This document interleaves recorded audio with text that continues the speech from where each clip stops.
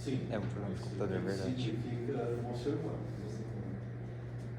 Ele é uma disposição inata, só que mediada pela racionalidade.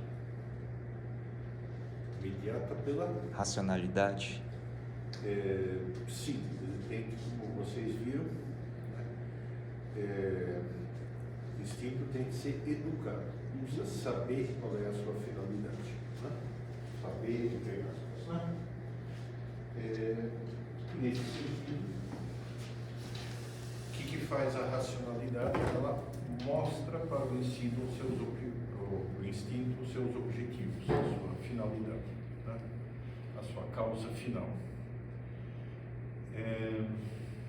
Como é que ela faz isso?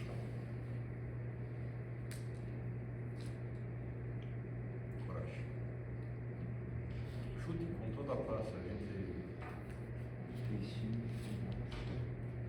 Causa final.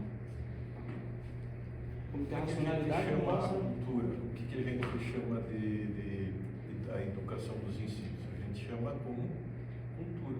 A gente chama de cultura. Cada cultura é uma maneira de você educar os instintos. Tá? Ou seja, todas as culturas são iguais? Não. Perante Deus, não. Não. O que precisa? Há culturas erradas? Acho que há culturas mais próximas e menos próximas das finalidades. Das finalidades reais. Das finalidades do direito natural. Quer dizer, evidentemente há culturas meio deslocadas, né? Vocês sabem, por exemplo, a cultura azteca, como ela comemorava a Deus, aos seus devidos deuses.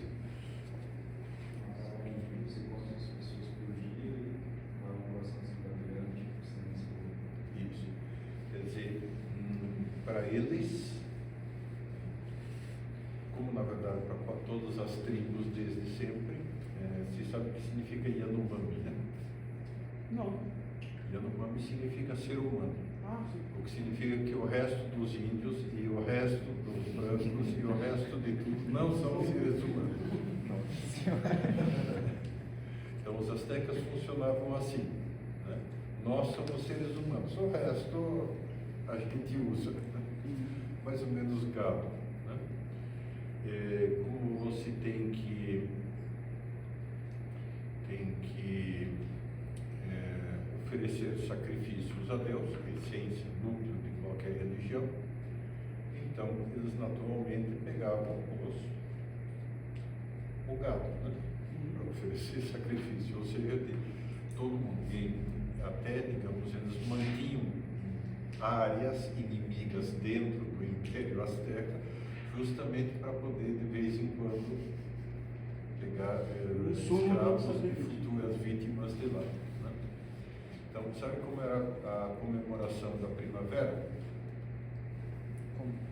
Tinha um deus, acho que dessas coisas que diz Xtocatli, ou coisa que o valha, que era o deus da primavera. O que fazia?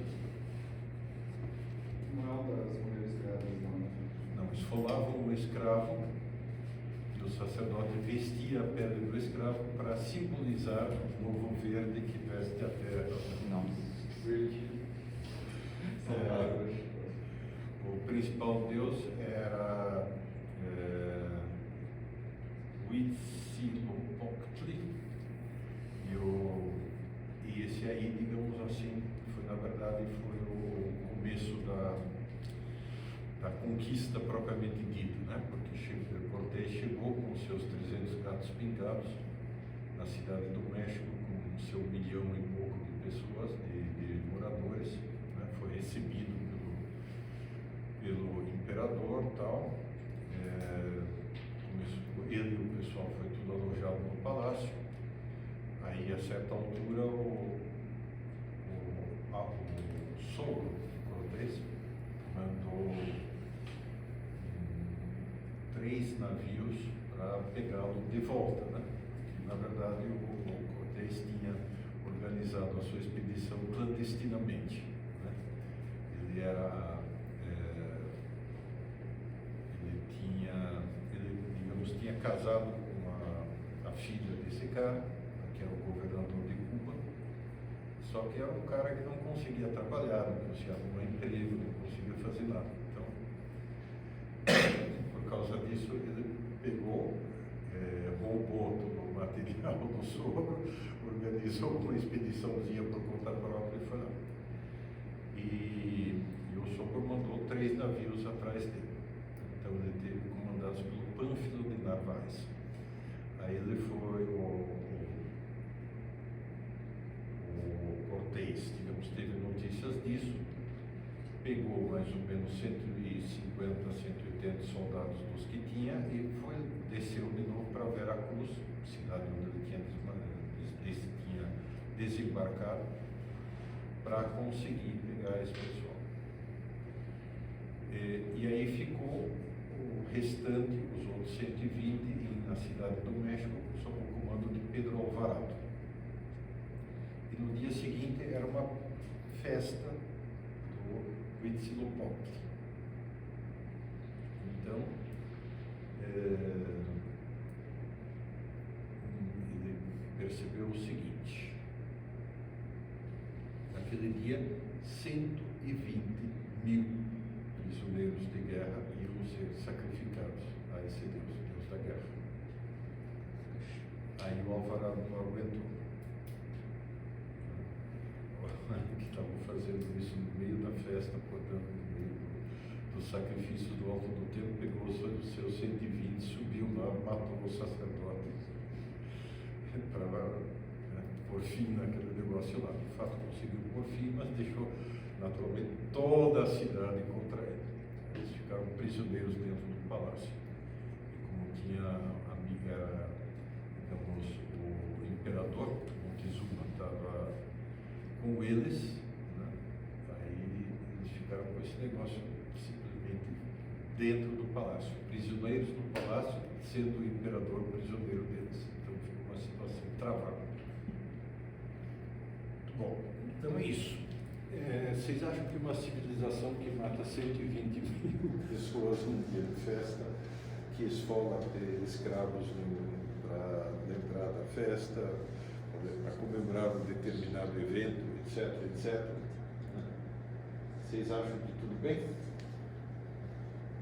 Foi deslocado dessa noção de natural. Isso. Culturas podem, evidentemente, ir contra a lei natural.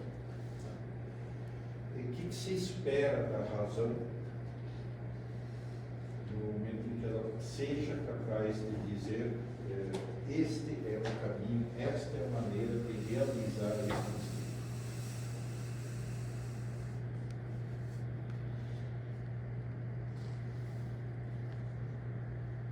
Que ela opera sobre a vontade. Mas o que ela tem que fazer inicialmente? Formular. Já está formulado. Não, ela tem que formular. Né? Lei natural não está escrita em canto nenhum. Nesse sentido, quer dizer, a razão de cada pessoa necessariamente tem que fazer esse trabalho do zero. Isto é, chegar no ponto de partida. Bom, o meu problema aqui é esse, né? O meu instinto me pede que eu faça x, y, z. A melhor maneira de eu realizar isso é x, y, z. Tá? Ok. Vamos pegar 2 exemplos. Ou seja, o que é esse negócio de o instinto receber a resposta correta para realizar a ação boa? Isso se chama virtude. Exatamente. Vamos lá. Vamos pegar dois instintos desses aqui, talvez os mais importantes, 3. Então, este grupo aqui e este grupo aqui. Então, reprodução. Qual que é a sequência normal de desenvolvimento do instinto?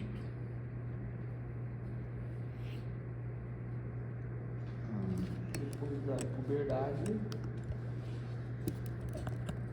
o indivíduo tenta se reproduzir. Perfeito? Significa o quê? Vai ter atração dos Isso. usos sem suposto na mesma espécie. Exatamente. Em qualquer, digamos, parente próximo nosso, chimpanzés e gorilas principalmente, o sistema é poligâmico, isto é, um macho, sobretudo o macho alfa do grupo lá da tribuzinha, basicamente ele pode realizar o ato sexual com qualquer fêmea, né? Embora ele tenha algumas preferidas, algumas, né? Agora, pega o ser humano neste mundo. Dá para fazer isso? Mas já aconteceu, É né? mais difícil. Vai gerar uma satisfação em quem fica sem. No caso dos chimpanzés, naturalmente isso gera ódios, brigas, etc. e tal, né? Entre os machos.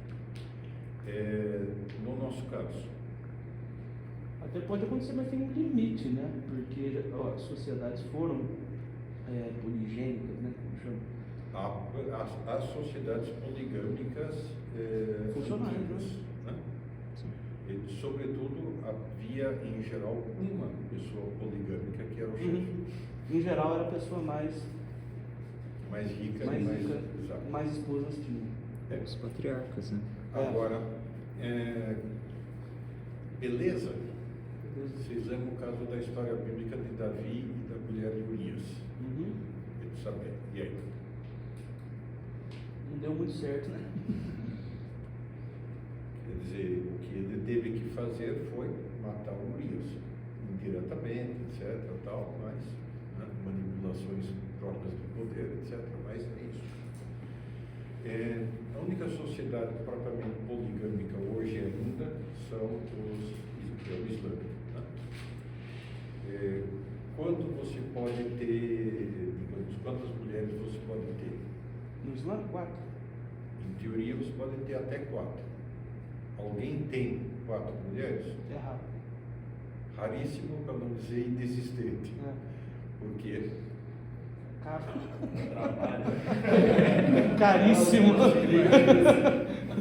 trabalho, ele não Não, se uma já enche o saco.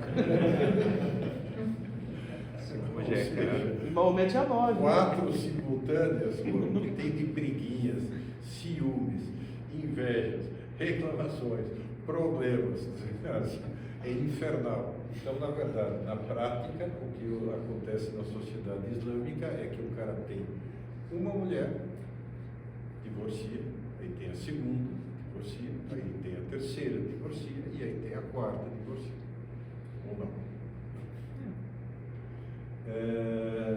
O que, enfim, também... Aqueles que arranjam uma depois de velho, por exemplo.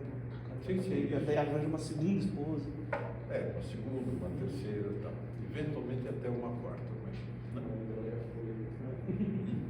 Ou seja, na verdade é poligamia sequencial, que é uma coisa que também se está fazendo aqui no... Aqui existe bastante também. Exatamente. Na prática, desde a instauração do divórcio, é isso aí. Tem poligamia sequencial. É a melhor forma? Que inconveniente há nisso aí?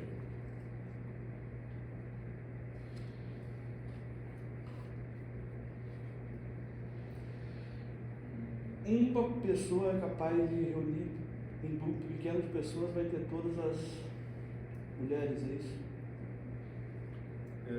Na verdade, não é o que acontece. É, exato. vai ter filhos com várias mulheres. Isso, e no momento em que divorcia, o que acontece? Um filho sem pai. O moleque tem que crescer sem pai. Legal? Não. Péssimo. Para o moleque, né? Outros inconvenientes. Olhe do ponto de vista da mulher. Ela se sente trocada, usada. Descartável. basicamente. Portanto, você pode ser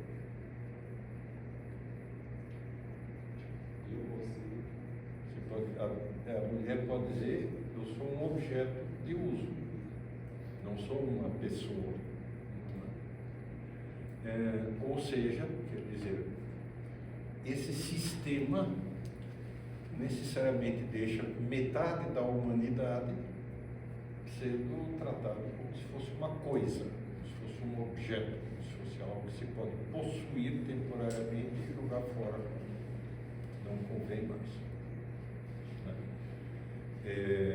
Mesma coisa, esse sistema faz, né, com que praticamente toda a humanidade acabe se sentindo sem pai, ou seja, sem alguém que lhe ensine a viver, se é um homem, né? Ou seja, racionalmente, perdão de expressão, é uma reticências.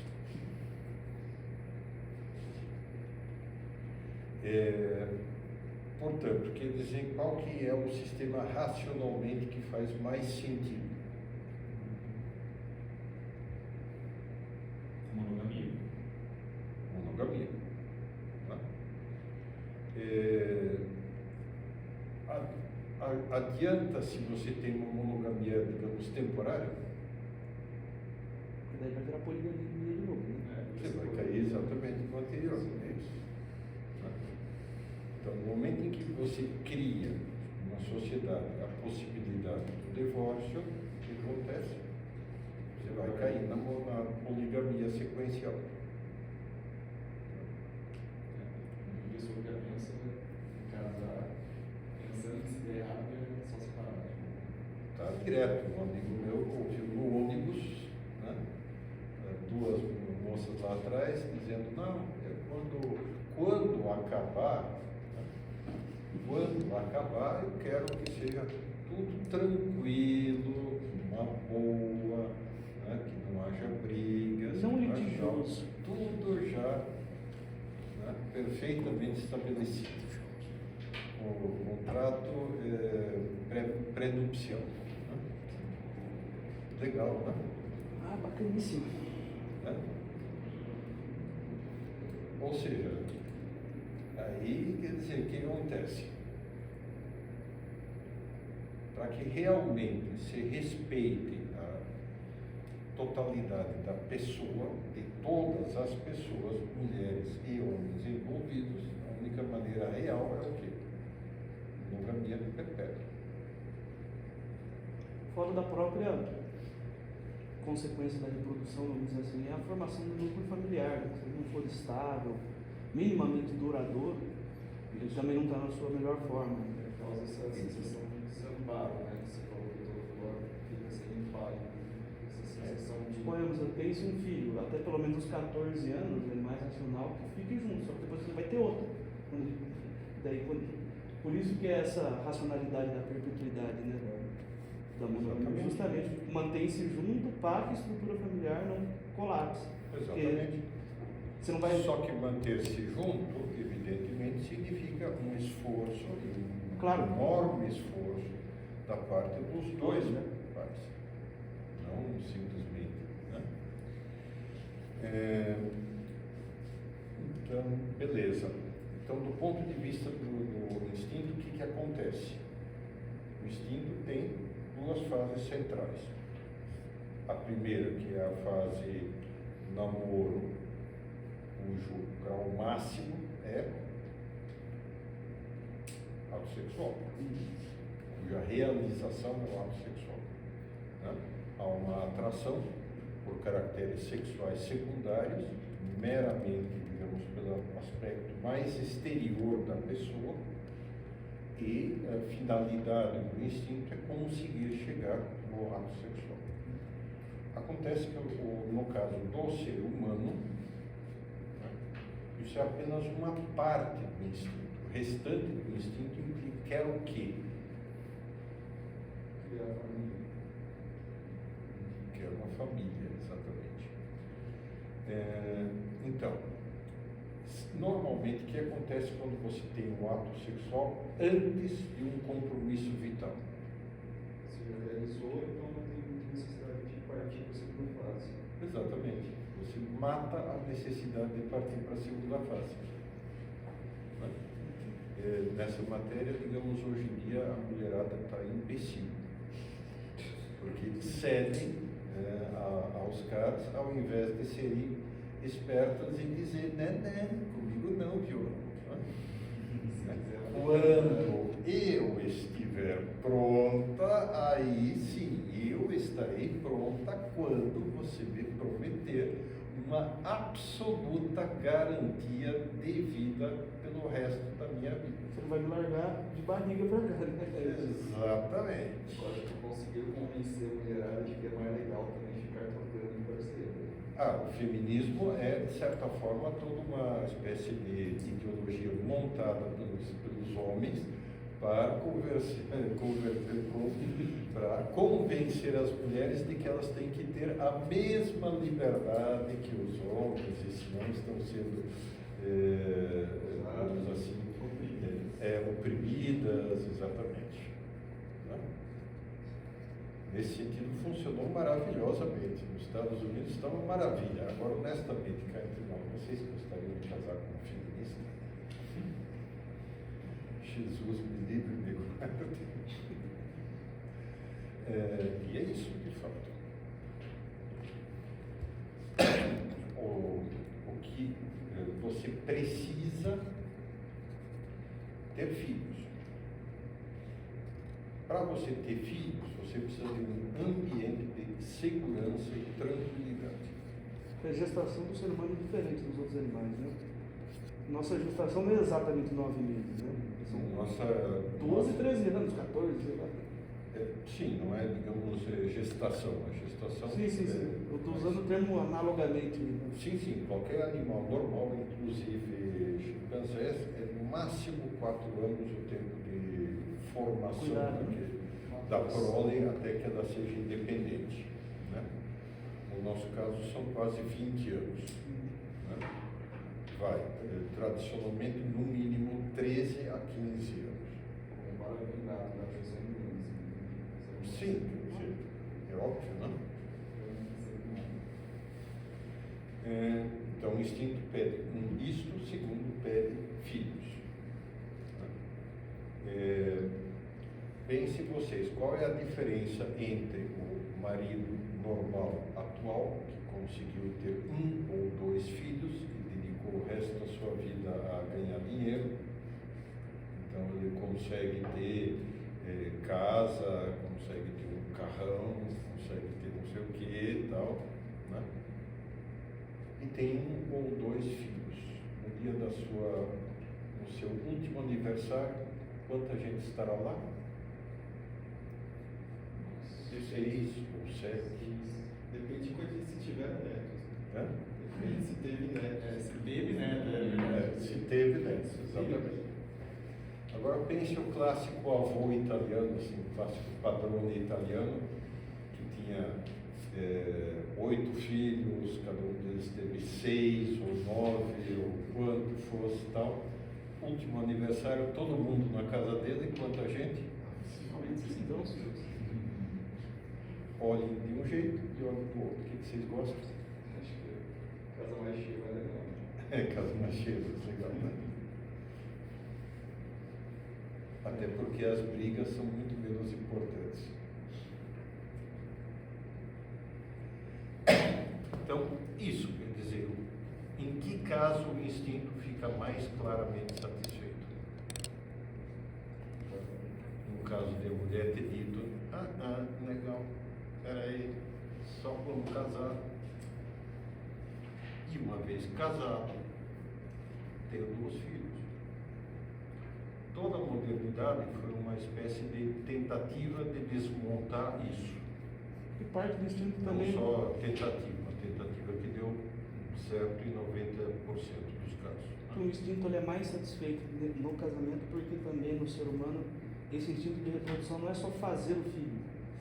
Não, é exatamente. Cuidar. O filho tem que estar digamos, tem que estar numa situação em que ele possa ser entregue à sociedade. Isso, exato. E na verdade nem ainda assim termina, porque o natural é que o filho tenha confiança e precise dos seus pais, dos avós, dos seus filhos, quer para deixar os netinhos com os avós, quer para poder confiar com eles, quer para poder se aconselhar com eles, já que os seus avós já passaram por todas as crises que ele está passando, quer porque, enfim, tudo.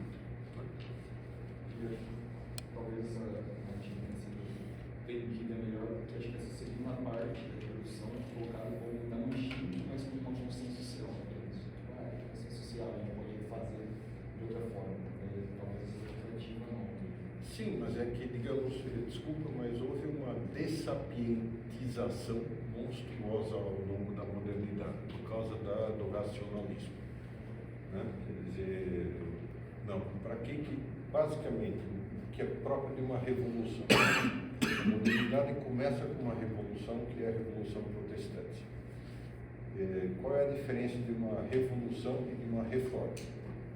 A revolução é mais radical? A reforma diz, olha, aqui esse negócio não está bem, vamos botar um esparadrapo por cima e resolve. É o debate Kautsky e Marx, né? Isso, né?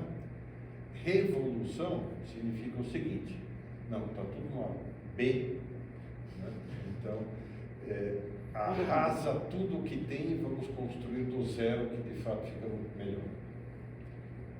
Né? E acontece que nesse sistema a gente foi perdendo tudo, passo a passo. Primeiro, introduziu-se o divórcio. Com a ideia de contracepção também, né? Porque com a ideia de contracepção, a É, gestação, ter sequencialmente. um filho, os filhos é quando o sexo dá errado. Quando dá errado, você engravida. Sim. Agora, Por essa é a sua noção vez, mostra- contemporânea da coisa. Porque, por sua vez, digamos, mostra que grau as mulheres foram deformadas. Deturpação total do natural, né? Natural, Exatamente. ter filho. Ter a consequência do negócio. Você tirou a consequência, então por que não fazer? E aí o que você tem no final? Você tem um monte de mãe de Pedro, porque ela não conseguiu satisfazer o seu instinto natural tendo filhos. Então o resultado é que Por ela isso que tem pets. tem uma confusão hoje em dia também, é o que fala a Biga de Favari, no livro que ele escreveu. Por isso que existe essa confusão do que é uma mulher, porque justamente perdeu-se a noção de que a função do sexo é gerar um filho. Você não gera um filho quando ele dá errado, quando acontece um acidente, quando a contracepção não funciona, esse tipo de coisa. Tem um documentário que o cara pergunta que é uma mulher estadunidense, europeu, e para uma africana. Aí a africana fala, eu sou mulher, tu quero filho. Pronto, os outros falam, não sei, função social, Eu não sei o que é direito, não. Mulher é quando você se sente mulher, tá?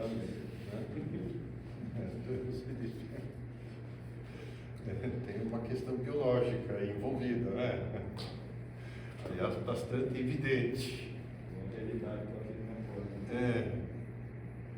Mas enfim, mas sequencialmente foi divórcio em Henrique VIII. Né? E depois todos os outros protestantismos. Inicialmente não teve grande efeito social.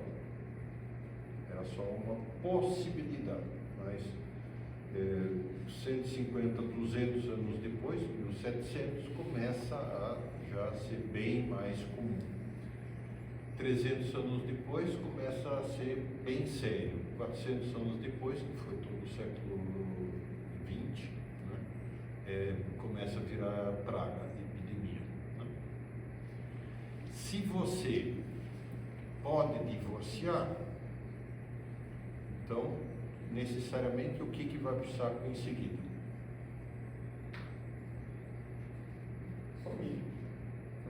Família, exatamente. Se a família vai para o saco, significa o quê? Que você vai ter Desamparo. Vai ter a culturação, não vai ter. vai começar a olhar para primeiro, já no divórcio, né? O que acontece? estritamente, o que é amar? Querer o bem do outro. Querer o bem do outro. É uma doação. Né? Como é que eu maximizo o bem do outro? Como é que eu maximizo o bem da mulher que eu amo? Eu me dou a mim mesmo como escravo a ela, ou seja, eu me dou, eu já não me pertenço mais e vice-versa. O que isso significa? É uma expressão difícil. Que você, exatamente, que a partir do momento em que você diz sim no casamento, você está ferrado, com a expressão, com perdão, a expressão fudido e mal pago. Ou seja, você não é mais seu, você não tem mais direitos, você detonou os seus direitos, você pegou, explodiu os seus direitos, não existe mais direitos, você simplesmente entregou tudo para ela e vice-versa. Potencialmente é a melhor situação que pode existir, potencialmente é a pior situação que pode existir. Né? No momento que você pode divorciar, você já não se entrega mais. Um contrato. Exatamente. Somos dois concorrentes potenciais que se tornam sócios. Sociedade é uma questão de benefícios que você recebe. Sim. Se a sociedade está gerando benefícios para você, você mantém a sociedade. No momento que está oneroso No demais. momento em que você não está recebendo benefícios, você desfaz a sociedade. Prova disso, professor, quem é do direito talvez tenha passado por essa discussão já. É uma discussão que existe na doutrina do mundo jurídico, se o casamento é uma instituição ou se o casamento é um contrato. A gente pega concepções mais clássicas, entendendo que é uma instituição, e concepções mais modernas, entendendo que o casamento é um contrato. E hoje, conceitos, ideias mais modernas ainda, dizendo, criando teorias novas, como por exemplo, teoria do desamor. Uma teoria dessa, assim, Sim, claro. é um exemplo bem disso, né? Acabou o amor. Acabou o amor, não posso mais ficar com você, tá? Né? Eu passo. Então, se é, portanto, uma questão de benefícios para mim, também o filho e a mulher é entendida como geradora de benefícios, né? Ou o marido é entendido como gerador de benefícios, né? Naturalmente o filho vai ser entendido como um gerador de benefícios. Portanto, o filho não é mais um absoluto, é uma questão de conveniência. Se o filho é uma questão de conveniência, eu decido se tenho ou deixo de ter. Ou, na melhor das hipóteses, a sociedade marido e mulher, decidimos se é o caso ou não de ter. Ou se compra um cachorro no lugar. Exato. Qual que é a diferença de comprar um cachorro? Para alguns, cachorro ainda. O cachorro não vai te odiar na adolescência. Exato. Demora mais cedo. Daí E gasta menos. aí aparece o Malthus, né? Malthus. Não, o crescimento populacional vai fazer com que falte comida daqui a pouco, nos próximos 30 anos. Né? Portanto, é importante que haja menos filhos, menos gente. Né? A partir de agora, o ser humano já não é mais simplesmente um possível gerador de benefícios para mim, ele também é um gerador de malefícios. Então eu preciso de garantir quais são os que sobrevivem. Naturalmente, quais são os que interessa que sobrevivam? Tem grana. Os que têm grana, os que estão bem alimentados, os que estão mais próximos de mim, dependendo de quem, né, se eu sou o chefe do governo, ou seja lá o que for, ou aqueles que... Raciocínio unificado. Exatamente. É. Ora, os filhos dos pobres, sinceramente, É gasto, né? estão sobrando, não? Então será que isso não é uma narrativa para sensibilizar Isso. a gente? Eles não têm filho e família. Na Índia, por exemplo, depois da Segunda Guerra, passou uma política de controle de natalidade ferrenha, que continua a existir em todo o Ocidente também, só que no Ocidente não é o médico quem decide, né? E sim, digamos, é o marketing, a propaganda é não tenha filhos, ou tenha o mínimo possível. E as ideologias concorrem com isso, né? No caso, por exemplo, do feminismo, que praticamente diz que o filho é uma espécie de adendo, um acréscimo que pode ser legal se você quiser, se não, também se pode. Reparem o que isso faz com o bom. Então, entra a política de controle da natalidade, que cedo ou tarde,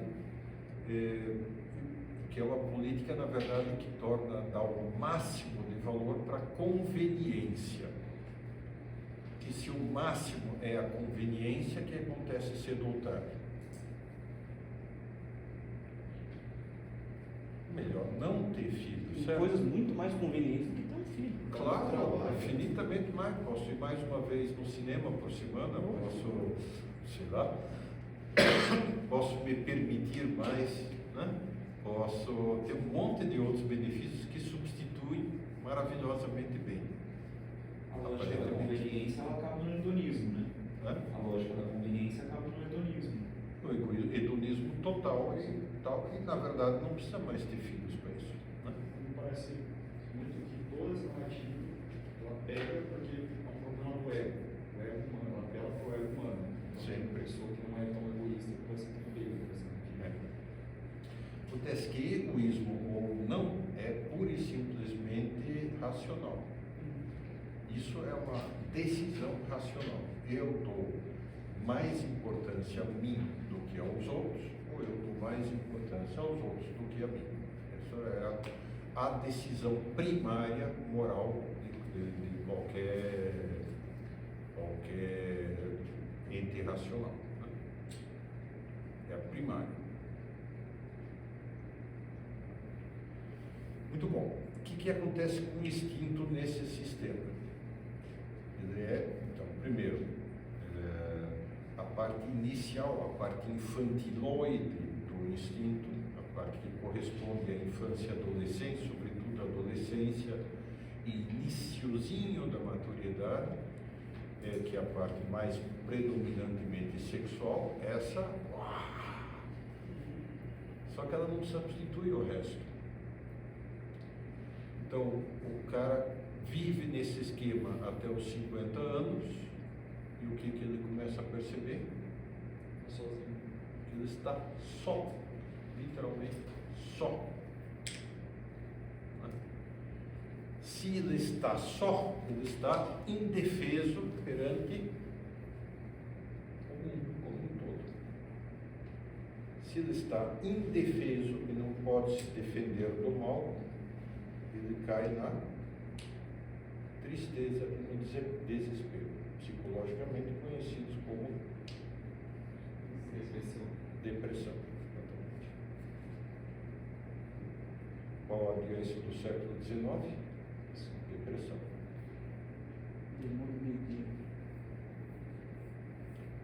Para a mulher, 10 vezes pior. O homem tem menos necessidade de ter filho enquanto ele não tem filho. Depois que ele tem, aí de repente ele cai das nuvens e... Nossa!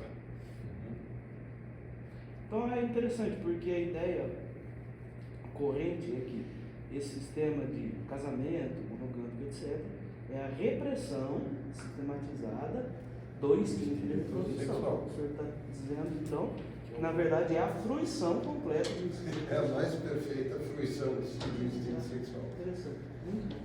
Você acha que É evidente que você, primeiro, vai ter que suportar os defeitos da mulher e vice-versa. Vai ter que te aguentar. O que vai exigir da sua parte e da dela uma espécie de, cara, eu tenho que mudar. Se eu não me ajustar a esse cara, ou vice-versa, se eu não me ajustar a essa mulher, né, não vai dar certo. Só vou sofrer. Esse ajuste, como é que se chama? Amadurecimento, porra. Por isso, simplesmente isso. Né? O que é o ajuste? Né? No começo, nossa, e naturalmente você deixava ela mandar em tudo, esse não sei o que, claro, querida, tudo, absolutamente tudo que ela quisesse se fazia, etc. Não. Tinha um momento que enche o saco, né? Tudo, sempre, o tempo todo.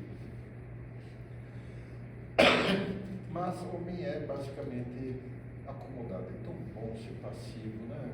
Tão bom se ficar vendo televisão lá, futebol, tomando cerveja, uma boa, né? E deixa ela fazer o trabalho, né? Cozinhar, lavar os pratos, cuidar das crianças, não sei o que, tal. Né? Só que chega uma hora que você, por um lado, você é escravo dela, né? Que ela tem que te dizer, agora você faz isso, agora você leva o lixo para fora, agora você não sei o que, agora você precisa comprar camisas, agora você precisa comprar cuecas, agora você precisa fazer não sei o que e tal. Ou seja, você é uma espécie de robozinho comandado à distância. Isso é chato, né? E vice-versa, tem uma hora que a mulher diz, puta que os pariu, eu estou fazendo tudo aqui, né? E os caras lá, nada. O rapaz lá não levanta nem para chutar um gato. Isso. Então tem que haver um ajuste mútuo, óbvio. Né? Isso se chama amadurecimento. Você tem que descobrir. Você precisa. A gente só amadurece na porrada, a gente só amadurece a contragosto. Então, a grande vantagem da monogamia é que te obriga a amadurecer. Né? E também, nesse sentido, é uma forma de que o instinto sexual amadureça. Qual que é o máximo do instinto sexual? É você não ter tempo para si próprio e estar inteiramente entregue à mulher e aos filhos. Não sei se vocês já repararam, mas imagino que todos vocês já fizeram um ato de fato, de extrema generosidade, por um sem-teto, por um doente, por uma tal, por quem fosse, né? E depois de realizar esse ato, se sentiram, agora sim eu me sinto um ser humano real, 100%, total. Tiveram ou não tiveram essa experiência? Pois é. Imagina isso permanentemente. Isso é o que significa tornar-se um ser humano. Todas as boas instituições sociais são a mais perfeita realização de um instinto. O instinto reprodutivo se realiza perfeitamente no casamento,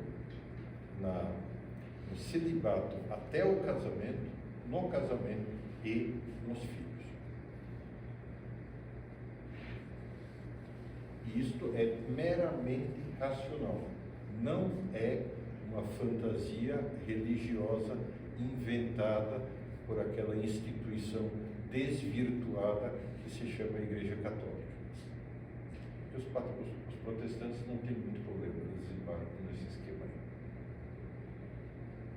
Os protestantes inventaram esse esquema. Henrique VIII agora. Confere, não? Alguém tem contra-argumentos?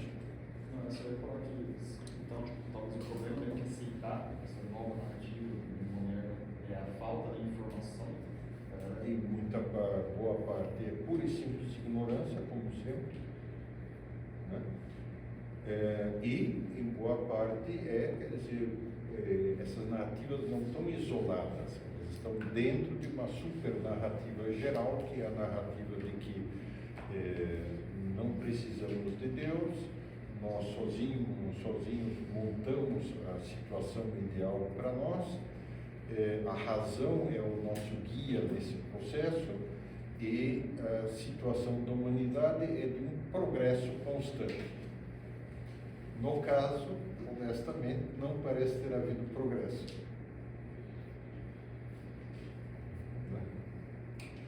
Beleza? E uma falsa noção de liberdade. Como é que é? Uma falsa noção de liberdade. E a liberdade que é maximizar as opções. Não se determine em nada, que senão você não terá liberdade. Você reduzirá a sua liberdade. Casar, pelo amor de Deus, como dizia o André Gide, que só de sacanagem era homossexual, dizia, amar uma mulher é renunciar a todas as outras. O que se diz o seguinte, filho, você não tem nenhuma, qual o problema de você pessoalmente renunciar a todos? Você já renunciou, pô. Segundo, qualquer pessoa normal faz isso. Honestamente, vocês querem casar com todas? Ou vocês querem todas? Quem passou por 2 namoros já disse, pelo amor de Deus, eu quero só uma que não enche tanto o saco. Confere. Muito bom. Segundo grupo, fuga-agressão.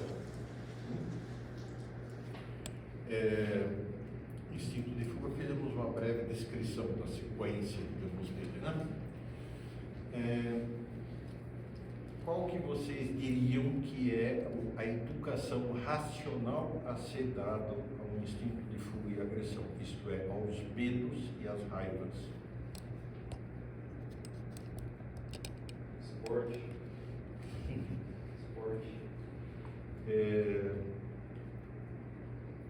Esporte é forte. Forte. O que você falou exatamente? Falei que esporte parece ser algo que dá vazão um pouco a esse instinto. Não é uma questão de dar vazão. Né? Para a agressão, de fato, o esporte é uma ritualização cultural da agressão, que de fato é boa, no sentido de que você precisa, uma vez irritado, você precisa dar vazão à irritação. Tudo bem. Uma vez irritado. Qual que é a educação a ser dada? Para fuga. A fuga é prudência, eu imagino, né? Não, imagino que seja para fuga, Prudência coragem. é a educação da razão na medida, da razão prática, na medida que é ela quem tem que educar o resto dos instintos. Tudo é prudência. Para a prudência, estamos pressupondo a prudência. Para fuga seria a coragem e para agressão seria a justiça. Para fuga é a paciência e para agressão é a fortaleza ou coragem. Né? Do que todo mundo tem medo? Que a gente fundamentalmente tem medo do quê? Da morte como grau máximo e das pequenas mortes que são das submortes, das pré-mortes que são sofrimentos. Todos os sofrimentos são uma pequena morte. Parte de você morre. Né? Isto é um processo evitável. Não. Não? A morte não, né? A morte também é um processo evitável. Estão tentando. Mas eu acho que tem um sofrimento. gente está se congelando antes de morrer para ver se por acaso algum dia Acorda, encontrar um né? jeito de descongelá-los e mantê-los vivos. Fazendo Porque transfusão de bastante sangue. duvidoso. Fazendo transfusão mais? de sangue. Sofrimento também não é evitável. Alguns Não é são. evitável, né? Repare, as famílias modernas, os chamados pais helicóptero, estão procurando evitar absolutamente qualquer sofrimento para os filhos. Né? Quer dizer, né? Leva para o médico, parece mãe de primeira viagem, né? O filho fez, né? Leva para o hospital, você viu?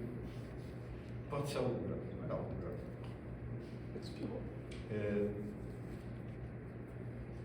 O moleque, ou a moleca, não vai para canto nenhum se a mãe não levar. E não for pegar.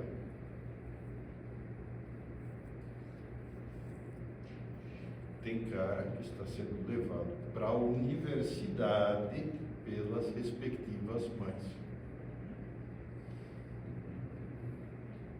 Caricatura da década de 60, né?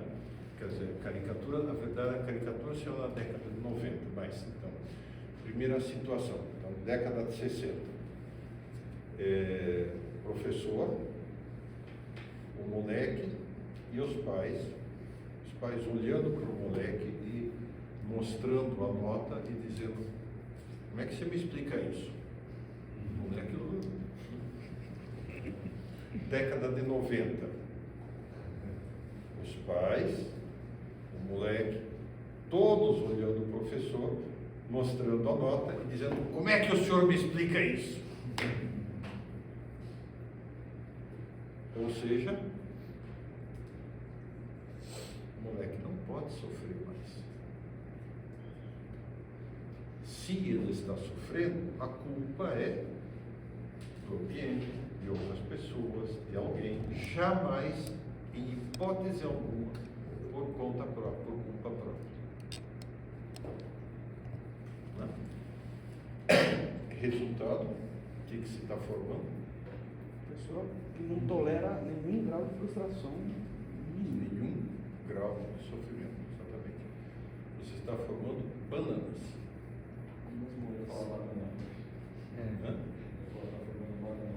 Hã? Só bananão.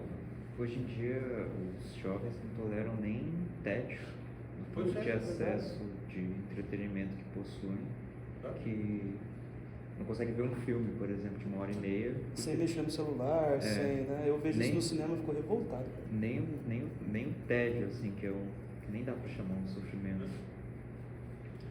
Exatamente. Por quê? Porque não foram ensinados a sofrer. Qual que é a virtude que estrutura a capacidade de sofrer? Paciência. Paciência. Sofrer sem perder a alegria. Se a gente não é capaz de sofrer, veja, os pais vão durar um certo tempo, até os 25, 30, 40 anos no máximo. A seguir, a seguir você tem uma ameba que está tentando, digamos assim, fazer alguma coisa numa sociedade formada por pedras. Legal, né? Ou seja, quer dizer, num certo sentido, isso também tem uma finalidade política. Esse tipo de educação também é ideológica, né? Mas tem uma finalidade política no sentido de que o Estado vai ter que assumir o papel dos pais.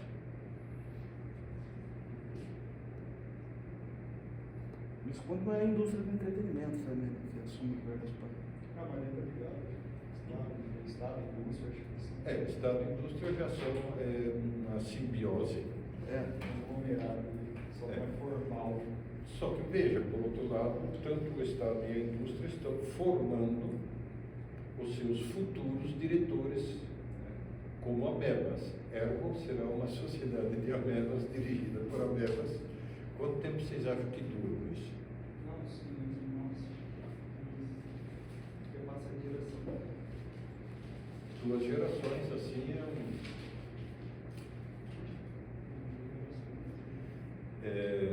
paciência. Por outro lado, coragem.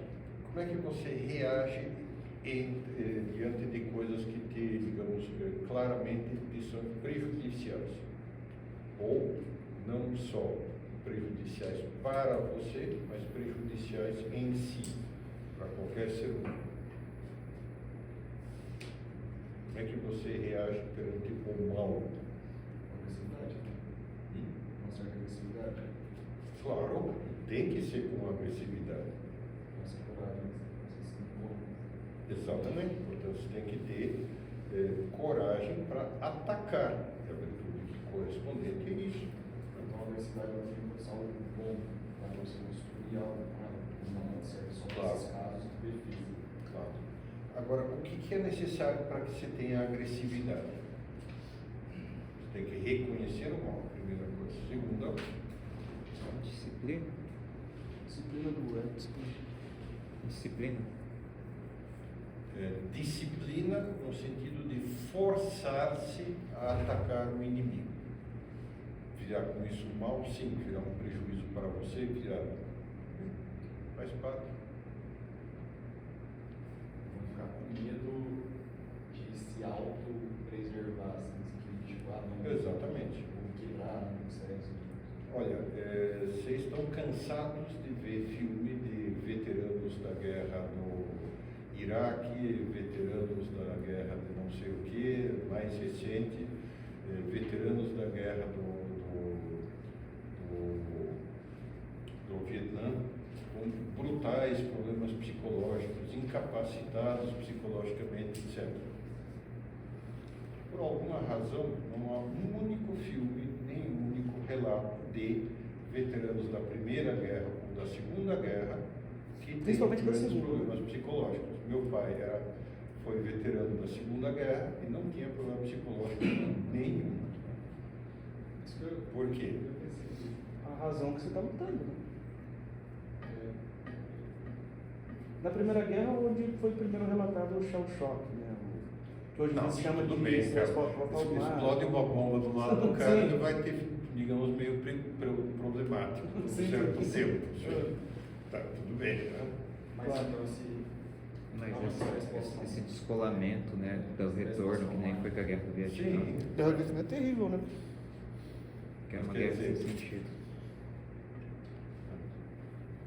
Quer dizer, o cérebro bate no osso, né? foi invisível. Isso quer dizer, causa um estado de choque, literalmente. Né? Mas não problemas psicológicos depois. Ai, eu matei uma pessoa. Ai, meu Deus, eu não sei o quê. Ai, será que... Ai, como eu sofri lá. Ai,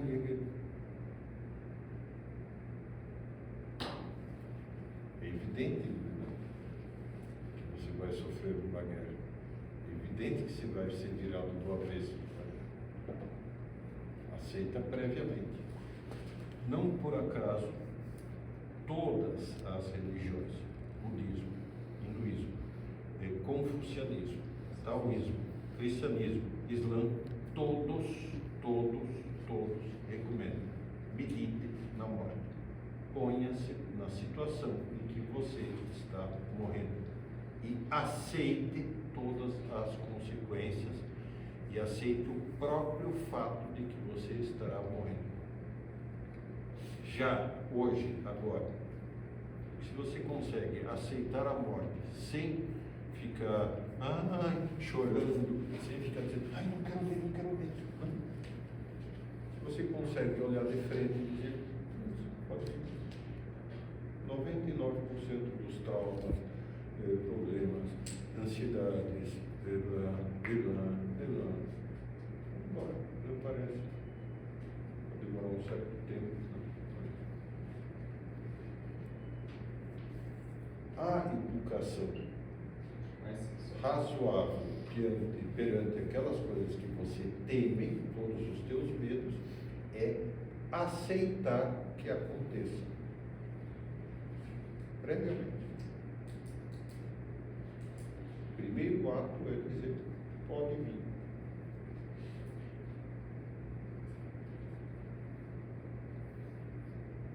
Depois vem uma longa fase de treinamento pessoal, em que você vai aceitando as pequenas renúncias. Perdi o emprego, o que eu posso fazer? Eu posso, não aceitar que eu pedi o emprego e ficar reclamando pelo resto da vida que você foi injustiçado, de que não levaram você em consideração, de que você é tão injustiçado, de que o teu chefe era um canalha, de que o governo não faz nada perante essas injustiças desgraçadas, de que a sua mulher não entendeu o fato de que você tinha sido injustiçado e queria que você achasse emprego logo, e que não sei o que não sei o que.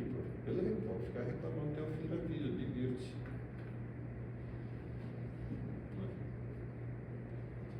Ou você pode dizer, foi injustiçado, ok, com perdão de expressão, aplica a santa lei do foda-se. Fodeu, beleza, pronto, agora vou partir para a próxima. O que é preferível?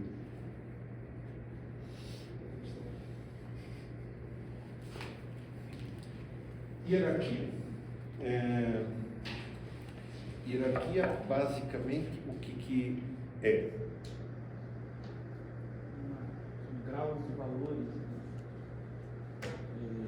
aquilo que também se valoriza, mas que não é mais importante. Na prática, é um dos dois instintos sociais. O primeiro é a da sociabilidade, né?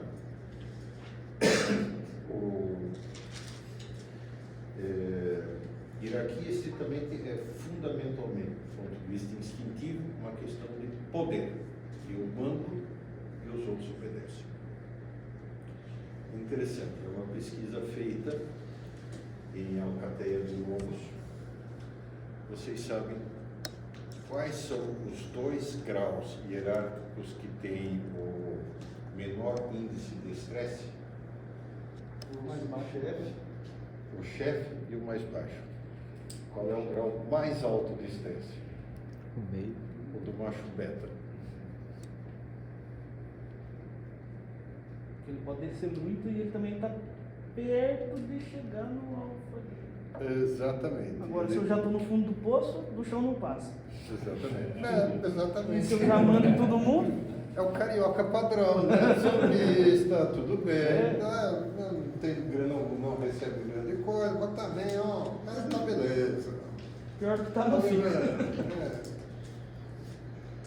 Então, de fato é isso, quer dizer, os 2 graus mais confortáveis na sociedade são o grau máximo, que por sua vez tem uma série de inconvenientes, a saber, Pode deixar de ser o grau máximo. a qualquer momento, exatamente, e você é responsável. É interessante que em chimpanzé, os machos alfa que se preocupam pelos outros integrantes da tribo, vão lá, cuidam, conversam com um, estão com o outro, acariciam as crianças, dão um beijinho, que nem bonito e tal. Come pastel na tenda do outro macaco. Exatamente. Esses são queridos e se mantêm no poder, né? Agora, os que são grossos, né, não duram muito tempo. Nesse sentido, a cultura, mais uma vez, tem extrema dificuldade de lidar com isso, de achar sistemas razoáveis. De certa forma, eu diria que o sistema da igreja é o melhor no sentido de que está mais ou menos funcionando faz 2000 anos, então, com altos e baixos, mas está funcionando, né? Passa que o resto há uma espécie de sequência: monarquia, oligarquia, república, oligarquia, monarquia, república, e assim por diante. E raros são os que duram mais do que 200, 300 anos.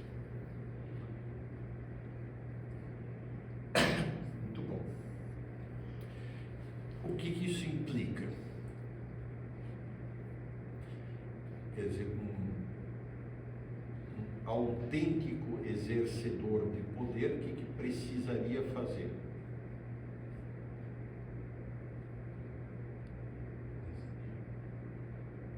Ter esse carinho próximo. Exatamente. Quer dizer, precisaria, de fato, transformar o poder num sistema de serviço aos outros. O que, num certo sentido, é todo o sentido do poder. Mais uma vez, como se dizia, o que a palavra ministro significa?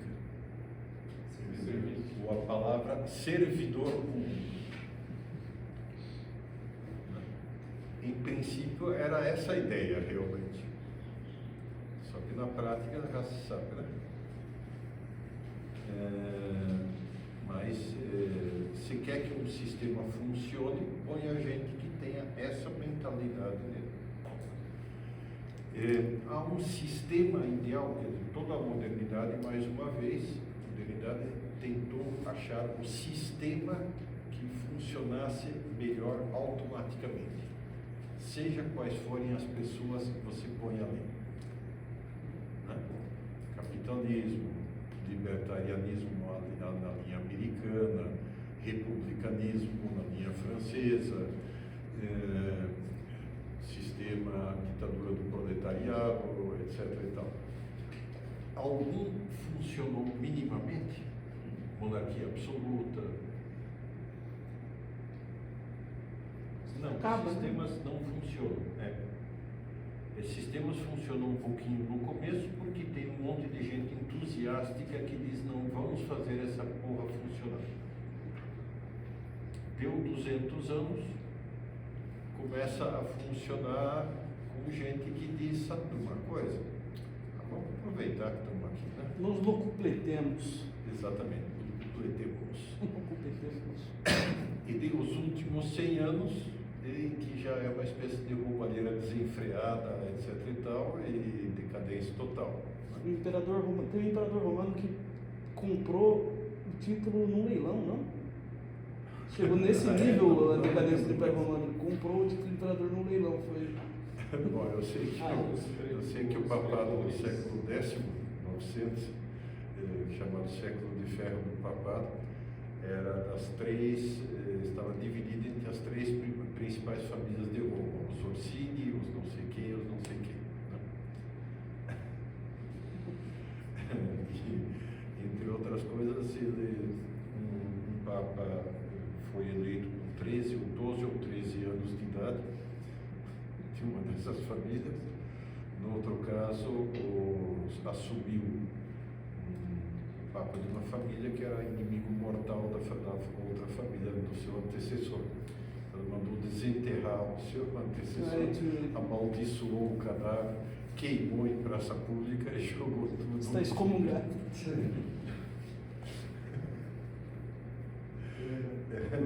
Mas enfim, então a igreja passou pelos seus processos difíceis também.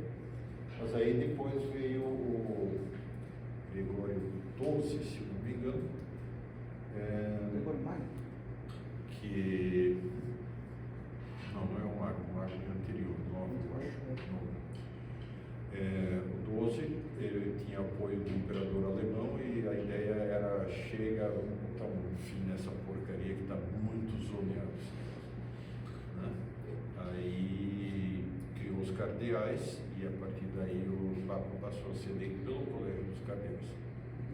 A finalidade do Colégio dos Cardeais era que os bispos, mais ou menos de vários lugares do mundo, fossem capazes de eleger o Papa.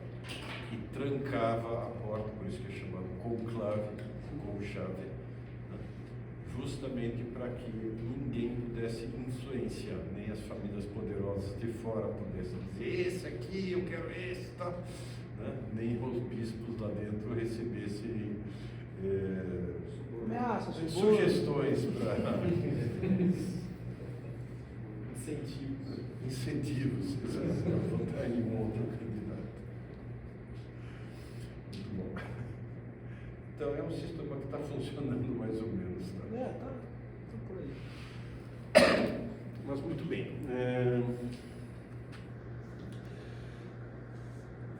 Como é que você corrige isso? Em princípio, repara, o instinto do mais poderoso tem basicamente entre animais funciona como duas coisas. Qual é a função primária do rei? Governar? Reinar. Governar? Não. Garante segurança. Cuidado. O rei nasce como um general, como um caudilho, como um condutor das tropas. Garante segurança. Então, a função do poder executivo, a principal função é a defesa do país, da população. Segunda função, historicamente, da justiça. Ou seja, quer dizer, até, por exemplo, Luís IX da França, que foi um dos pouquíssimos reis santos, os reis santos se contam os dedos de mão. Luís IX se sentava embaixo de um carvalho, ia de viagem de aldeia em aldeia, sentava-se embaixo de uma árvore e ia resolvendo os litígios entre as pessoas da cidade. Segundo papel do rei é dar justiça. Terceiro papel, alimentar e governar a população. Né? Aí sim, e esse papel de governar ele faz através da lei. Então, o papel executivo é primariamente militar, o papel judicial é o segundo papel, e o papel de legislar é o que, digamos, garante o corpo do governo. O sistema republicano, pós Montesquieu, consistiu em separar isso em 3 corpos de governo diferentes.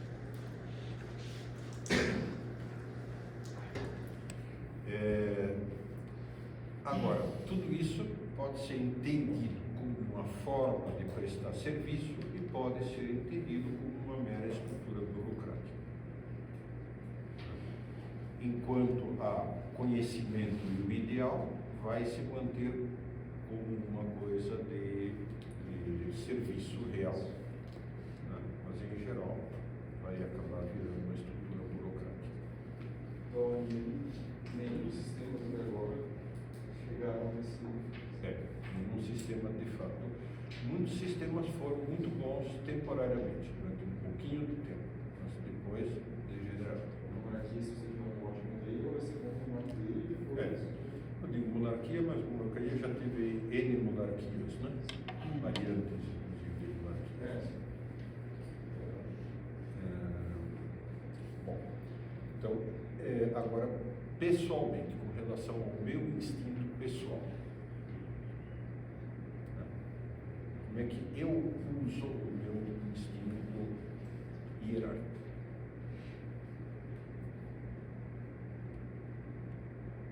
Racionalmente eu posso hierarquizar as coisas do dia a dia, por exemplo, né? Então, tal coisa eu faço por ser boa, tal coisa eu não faço por ser talvez menos boa, por ser ruim. Então, Mas prioridades isso das não coisas. quer dizer, hierarquia sempre centrada em mim, na pessoa. Não é hierarquia no sentido de ordem. Ordem é uma espécie de quase pré-virtude, no sentido de que é uma virtude que é pressuposto de todas as outras virtudes. Não é? Você está falando então hierarquia no sentido social do negócio. De mando, de governo. Eu mando. Primeira pergunta, eu quero mandar? Porque lembrem-se, os 2 sistemas funcionam muito bem, ser o primeiro ou ser o último. Estou bem sendo o último? Se você tem. A gente, digamos, não enfrenta essa pergunta em geral. Partimos do pressuposto de que temos que ser melhores, de que temos que ser mais, de que temos que ser não sei o quê. Né? até porque é o ambiente social quem nos diz isso. Interessa realmente? Não, o São Paulo dizia, né, que eles já eram a escória do mundo, né? Eles estavam no último lugar. E ele tá... E do ponto de vista, digamos, não sobrenatural, mas do ponto de vista humano, o que ele faz? Ele como que chama isso? Alfaiate de tendas. Qual o problema de você ter um serviço secundário, mas muita gente estaria muito melhor se não tivesse ambição maior do que a de ser aquilo que já é. Exercer um trabalho ok, um trabalho prático, um trabalho humilde, artesanal, seja lá o que for, né? Mas tá beleza. Agora, suponhamos que você seja um tipo temperamentalmente ambicioso. Tá? Não está concorrendo com ninguém porque precisa concorrer. A base do capitalismo é a concorrência. Sem concorrência, o mundo não vai para frente. Né? Concorrência é a base do sucesso. Você tem que ter sucesso. Tá? Se você disser Santa Lei, Santa Lei de Flores? isso for o seu sucesso, e ele? Mas digamos, eu não quero. Eu penso que eu, honestamente, tenho algo a dar para essa sociedade.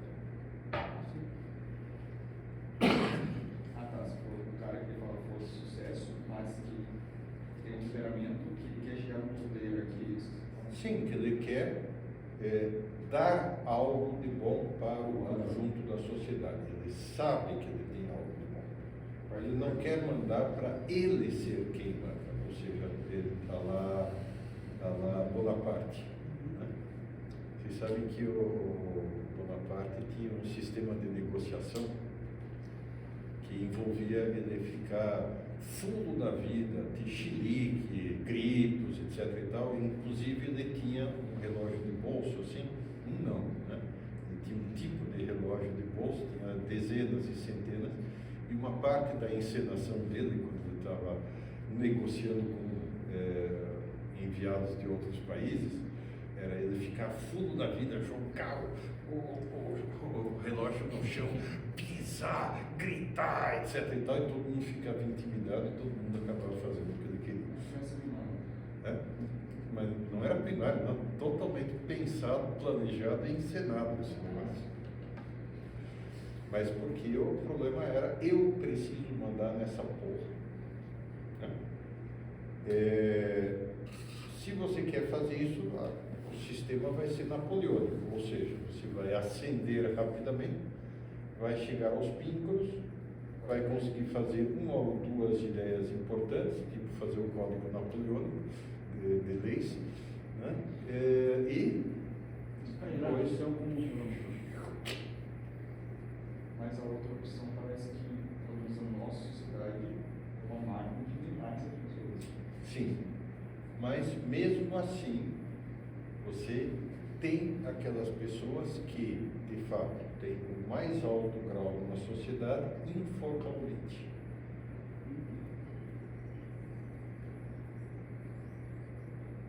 Olavo, goste dele ou não, mas certamente foi um dos caras que tiveram maior influência no Brasil nos últimos 30 anos.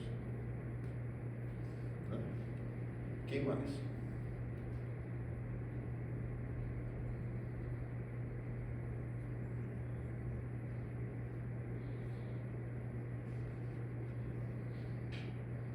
Coragem?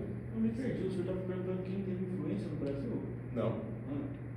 Quais são as pessoas que atingiram, digamos, os pontos mais altos do poder, de uma forma ou de outra? De Sim. poder. Presidente. Presidentes, honestamente. Você está falando mais de uma liderança natural, no caso. Exatamente. Que daí a gente pode colocar, talvez tenha as duas coisas no meio. Acho que o Ítalo está tentando, parece.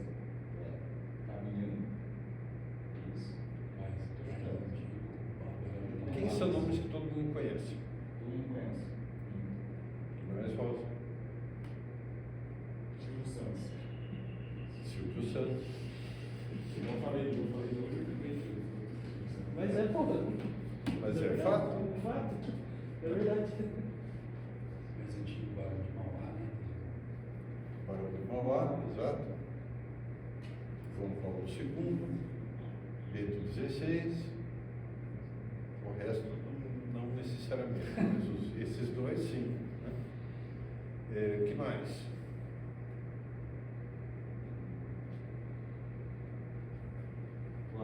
Madre Teresa de Calcutá, que mais? São Francisco de Assis. São Francisco. Mais antigo, estou tentando ficar mais no recente. Que mais? Vamos lá, coragem. Grande. Jacques Cousteau, embora esteja começando a já cair no esquecimento. Quem mais?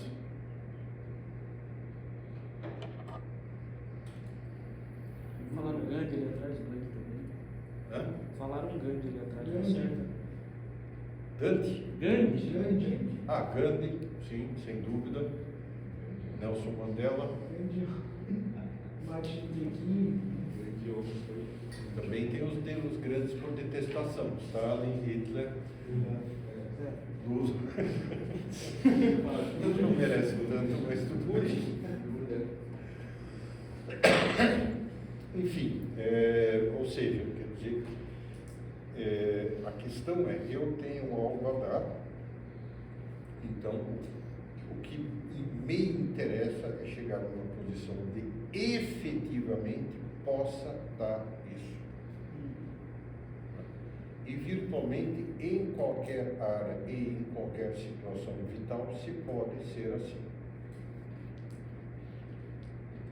Não precisa reduzir, isso é uma questão de poder político. Poder de opinião, por exemplo, é uma perfeitamente legítima como outra. Poder de dedicação e de serviço, como a Madre Teresa, é perfeitamente isso. Isso são formas reais de conduzir o instinto de hierarquia à sua mais plena realização. Idealmente, todos os santos fazem isso. Então, as duas posições são as posições ideais: a posição de serviço só, por exemplo, e a posição de preeminência para serviço só. Muito bom. Como é que você ganha uma virtude? Portanto, como é que você educa um instinto? Só a partezinha final. Primeiro, você precisa diagnosticar corretamente o que está faltando em você.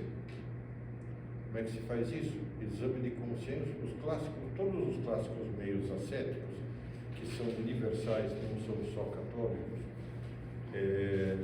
os clássicos meios ascéticos são precisamente meios de educação para ser capaz de ganhar a virtude. Meditação, reflexão ou oração, como queiram falar, qualquer seja o nome que vocês queiram dar a isso, idealmente a oração é dialogada com Deus, é mais vantagem, né? Mas pode ser também conduzida com uma reflexão honesta, pessoal. A grande dificuldade está no honesto. Né? Eles têm a finalidade de desenvolver duas virtudes em você. Primeiro, sabedoria, entender-se para entender o ser humano. E prudência, entender-se para ser melhor ser humano. Para você ser melhor. Tá? Sabedoria, entender as outras pessoas em relação a nós, né? E, idealmente, entender a Deus através de Cristo, Deus encarnado. E comparar-se com esse, digamos, modo de ser ideal. Que me falta para ser realmente um homem? Por que essa tristeza que eu tenho, que eu carrego? Por que a falta de vibração? Por que eu não sei, uma espécie de ressentimento pais? Por que essa chateação permanente com as outras pessoas que eu considero, como bom lavista, eu considero imbecis, crônicos e incuráveis? Analfabetos funcionais. Exato. Por quê? Você tem que responder, tem que fazer e responder essas perguntas a si próprio. Ou idealmente fazê-las a Deus e deixar que Deus as faça a você. Primeira coisa. Porque sem isso você não ajusta. O que é que eu realmente quero?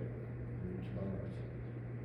O que o instinto me leva a querer fazer? Então, mas o que é que eu quero nisso? Porque o instinto é uma espécie de casca externa, uma armadura de cavaleiro medieval que te direciona numa determinada direção, mas só isso, o conteúdo é você.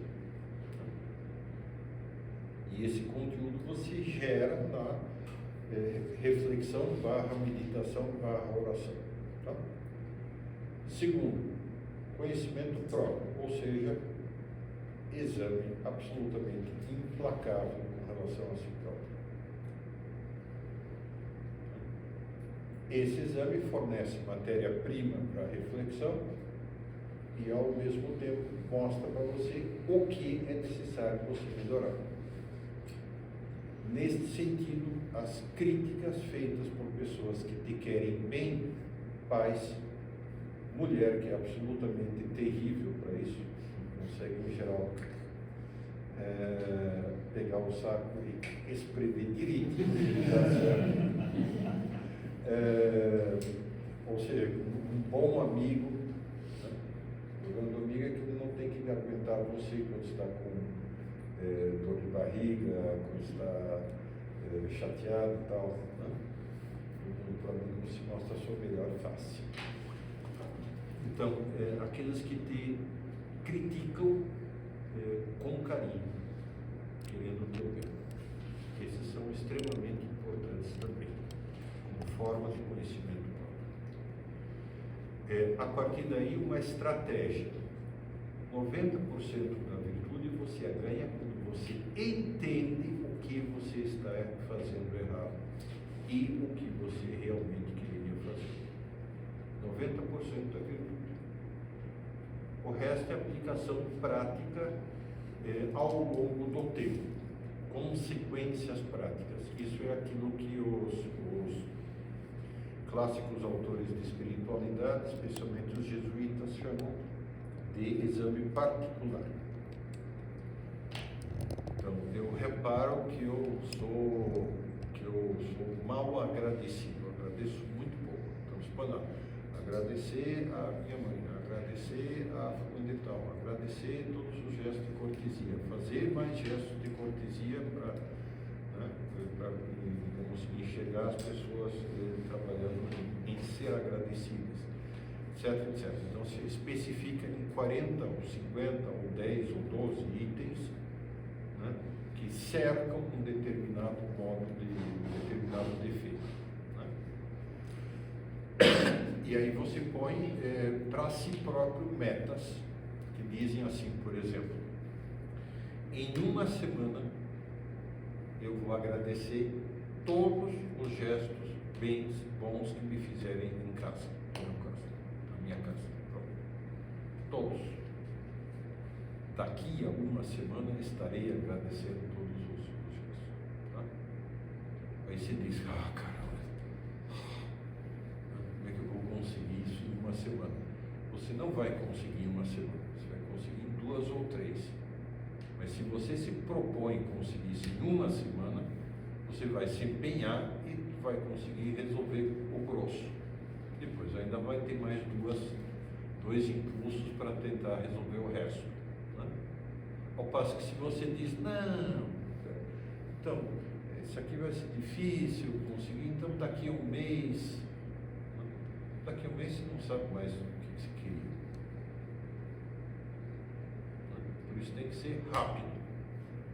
Um grosso esforço concentrado num espaço de tempo curto para resolver pequenas coisas sugestões. Uma das melhores propostas que eu fiz na minha vida foi dizer nunca mais vou reclamar de absolutamente nada. Nada. Nem grande, nem pequeno, nem chato, nem incômodo, nem duro, nem sofrido, nem que eu morra. Mas não vou reclamar de nada. De fato, melhorou o clima interior assim, 85% depois disso. O que você faz quando você reclama? Você dá atenção para a parte ruim. Você dá atenção para a parte ruim e você está dizendo a Deus: pô, você não sabe fazer tudo direito, hein? Se me deixassem fazer, deixa eu cuidar dessa bosta desse universo que vocês vão ver que tudo vai ficar muito melhor. Essa má administração, o governo, esse governo dos trens. É isso que você faz quando você reclama. Chamar Deus de governo. E, naturalmente, se você considera Deus como governo, o seu relacionamento com ele será difícil. Beleza? Exatamente. A lei que é uma soberba de fundo nesse tipo de atitude. Outra atitude é a seguinte: sorria. Custa tanto, porque custa mais você sorrir, mais músculo que você tem que ativar. Mas, basicamente, em vez de você ficar cara de preocupado, cara de importante, cara de sorria, tudo tranquilo, beleza, não dói. Tem que ser posterior ao anterior, senão você não vai conseguir. Ou seja, dá para fazer as coisas, beleza. Você não tá bom, Tem tá bom. problema. Você morreu ainda, tá bom? E assim por diante. Defina onde você de fato pode servir melhor. Esse é também um ótimo. Onde você está mais adequado, mais capaz de servir. Bom, quanto tempo deu? Eu, 1h30 mais ou menos. Acho que já enchi suficientemente a vossa paciência. Bom, então, dicas para a virtude. Primeiro, reflexão, oração, meditação, como vocês queiram chamar. Segundo, exame de consciência e conhecimento próprio. Terceiro, luta interior, basicamente, que consiste fundamentalmente em perseguir determinados defeitos. No momento que você elimina um defeito, você automaticamente ganha a virtude contrária. Tá? Então, menos preocupação em ganhar virtudes, mais para frente sim, mas inicialmente a questão é eliminar defeitos, que no geral já significa, na prática, ganhar virtudes. Isso parece um negócio muito grande, mas se vocês conseguem primeiro rodar, você tem que ir depois. Beleza, senhores? Até porque vocês descobriram que tem defeitos muito grandes e muito. Deixa eu perguntar uma coisa. Quando o senhor estava comentando sobre alguns instintos, por exemplo, a reprodução e a fuga, um cara interessante para poder ler e aprender também é o Chesterton. Ele fala muito sobre isso, né? Do homem comum, tudo, né? Isso. Um cara legal. Tanto no ortodoxia, só que é militante, mas no que é de errado com o mundo, ele fala justamente sobre esse problema da família, né? Ele fala sobre esse processo de destruição da família como um processo de destruição do próprio ser humano. Né? Sabe o que fizeram essa pergunta para ele? Que é de errado com o mundo? Ele respondeu eu. De fato, é bom começar por aí. Nesse sentido, sim, o Chesterton é bom, mas ele não é muito prático. A parte prática é mais fácil você achar em autores espirituais. Um cara muito bom é Jacques Philippe, por exemplo. Muito bom. A procura da paz. A paz interior, a liberdade interior, na escola do Espírito Santo, acho que chama, uma coisa assim. Ele é teresiano, né? Terezinho. Pode ser. Pelo menos ele cita bastante. porque aí todo mundo cita bastante. É verdade. Eleições. Maravilha. Muito obrigado e grande abraço. E hasta quando Deus quiser. Sabe? Entendi.